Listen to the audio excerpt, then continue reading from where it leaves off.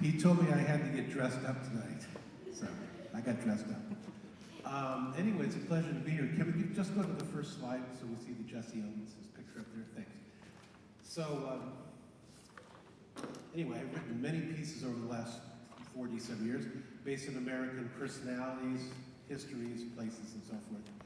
Everything from Elvis to Superman to Rosa Parks to Abraham Lincoln, George O'Keeffe, Ernest Hemingway, and now Jesse Owens.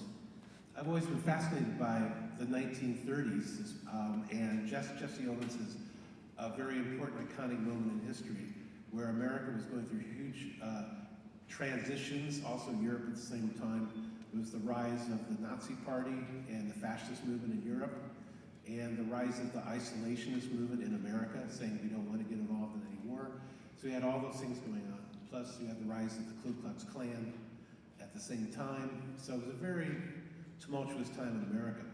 And somehow Jesse Owens was somehow able to rise above all this, and through historical happenings was able to produce an iconic moment at the Summer Olympics in 1936 in Berlin. So he started out in Alabama. He grew up in a family he grew up in a large family who picked cotton as their main source of income. So the first one was called Cotton, imagining a young Jesse in the field, picking cotton and so forth.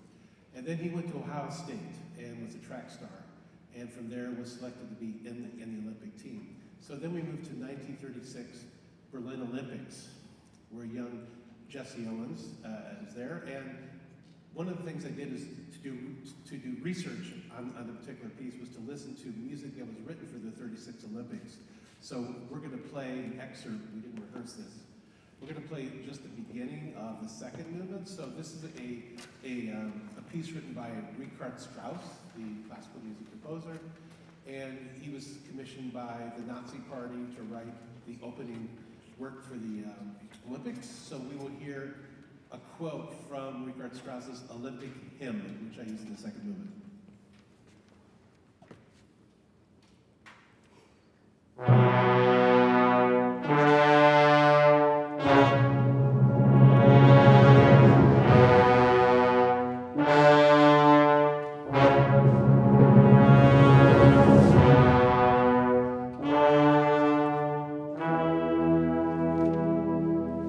That sort of sets up the tone, an ominous tone, so to speak.